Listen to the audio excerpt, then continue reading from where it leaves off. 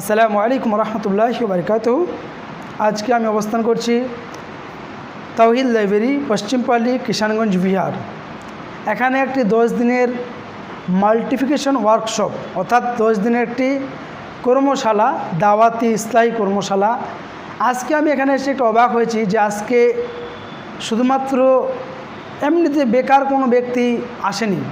এখানে এসছে স্কুলের ছাত্র, স্কুলে পড়ে, কলেজে পড়ে, তারপর অনেক প্রফেশনাল ব্যক্তি, কলেজের প্রফেসর, অ্যাডভোকেট, ডক্টর, মানে অ্যাকচুয়ালি বলা চলে যে শিক্ষিত সমাজও বা শিক্ষিত মানুষও আজকে এই যে একটি প্রোগ্রাম, দাওয়াতি প্রোগ্রাম 10 দিনের, সেখানে তারা এসেছে। আমরা অনেকে মনে করি না, যখন কেউ একটু চাকরি পেয়ে যায় বা কোনো একটা ভালো বিজনেসম্যান হয়ে যায়, যখন টাকা পয়সার ভালো মালিক হয়ে যায়, তখন ইসলামটাকে দূরে সরিয়ে দেয়।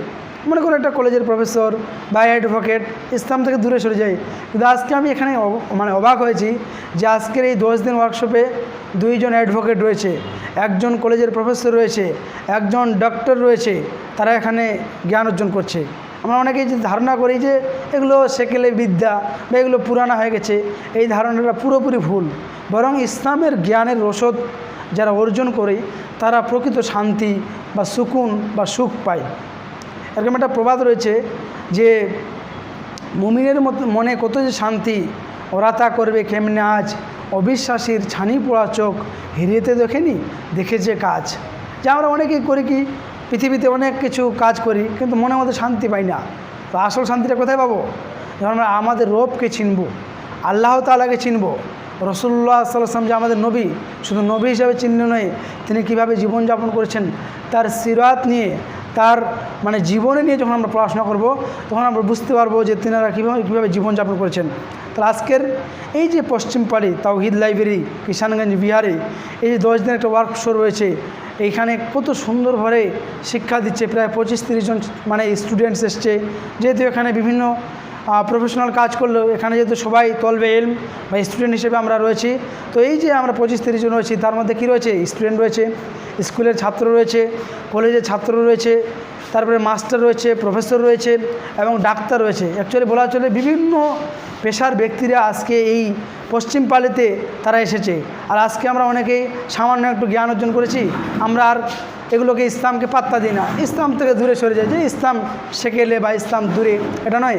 আজকে অবাক করার বিষয় যে কলেজের একজন প্রফেসর, অ্যাসিস্ট্যান্ট প্রফেসর, তিনিও এসেছেন এবং অ্যাডভোকেট, উকিল, তিনিও এসেছেন, ডাক্তার সাহেবও এসেছেন। কেন?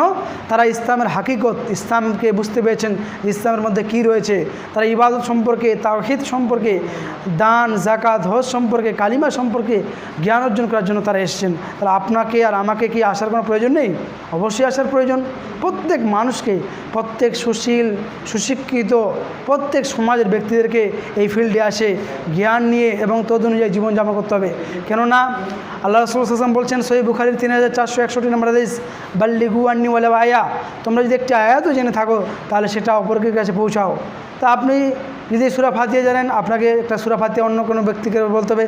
আপনি জানেন টাকনুর উপরে প্যান্ট পরতে হয়, আপনি অন্যকে বলবেন। আপনি জানেন গান শুনতে হয় না, আপনি অন্যকে বলবেন যে গান শুনতে হয় না। আপনি জানেন যে মদ খেতে হয় না, আপনি অন্যকে নিষেধ করবেন। তাকে বিভিন্নভাবে হিকমা, বিভিন্নভাবে তাকে সুন্দরভাবে বুঝাবেন যে এতে কী ক্ষতি রয়েছে, কী কী মানে লস রয়েছে, ক্ষতি রয়েছে, সেগুলো যখন আপনি বুঝাবেন, অটোমেটিক্যালি আমাদের সমাজ সুধরে যাবে। আর যদি আমরা এগুলো না করি, যদি আমরা বলি যে যেভাবে যাক আমি নিজে বাঁচলে বাপের নাম, তাহলে রাসূলুল্লাহ সাল্লাল্লাহু আলাইহি ওয়াসাল্লাম সেই হাদিসকে আমাদেরকে মনে করতে হবে। রাসূলুল্লাহ সাল্লাল্লাহু আলাইহি ওয়াসাল্লাম বলেছেন, কি বলেছেন? যে কিছু ব্যক্তি কি করলেন, তারা কিছু ব্যক্তি মানে কোনো জায়গায় যাচ্ছিলেন, সফর করছিলেন, একটা বড় জাহাজে তারা লটারির মাধ্যমে কিছু ব্যক্তি উপরে আর কিছু ব্যক্তির নিচে তারা স্থান পেলেন। এবার নিচের ব্যক্তির উপরে পানি আনতে যেতে হয়, জল আনতে যেতে হয়। তো উপরের ব্যক্তিদের কষ্ট আর নিচের ব্যক্তিদের কষ্ট, যে আমাদের কষ্ট করে যেতে হচ্ছে, তখন তারা কী করলেন? মনে করলেন যে আমি একটা কুড়াল দিয়ে যদি ফুটো করে দিই, জাহাজের কি শুধু নিচের তলার লোকেরা মরবে? না, সবাই যেমন মারা যাবে। আপনি একজন নামাজ পড়েন, আপনি গান শুনেন না, সিনেমা দেখেন না, আপনি গুনাহ করেন না, আপনি নামাজ পড়েন, কিন্তু আপনি অন্যকে না বলেন কোনো খারাপ কাজ করছে, তাকে যদি বাধা না দেন তাহলে আপনিও তাদের দলে সবাই মিলে আপনারা ক্ষতিগ্রস্তের অন্তর্ভুক্ত হবেন। অতএব প্রত্যেকটি সুশিক্ষিত সমাজ, এডুকেশন সোসাইটিকে আমি এই বার্তা দিতে চাই যে আমাদের সমাজকে পরিবর্তন করতে হবে। আপনাকে, আমাকে, সবাইকে ঐক্যবদ্ধভাবে জ্ঞান অর্জন করতে হবে, শিক্ষা অর্জন করতে হবে। তাহলে আমাদের সমাজ পরিবর্তন হবে, নচেত পরিবর্তন হবে না। আল্লাহ সুবহানাহু ওয়া তাআলা তিনি আমাদের সকলকে যেন বেশি বেশি করে ইলম হাসিল করার এবং তদ অনুযায়ী জীবন পরিচালনা করার তৌফিক দান করেন। সকল বিল আল্লাহ আমিন। আসসালামু আলাইকুম ওয়া রাহমাতুল্লাহি ওয়া বারাকাতুহু।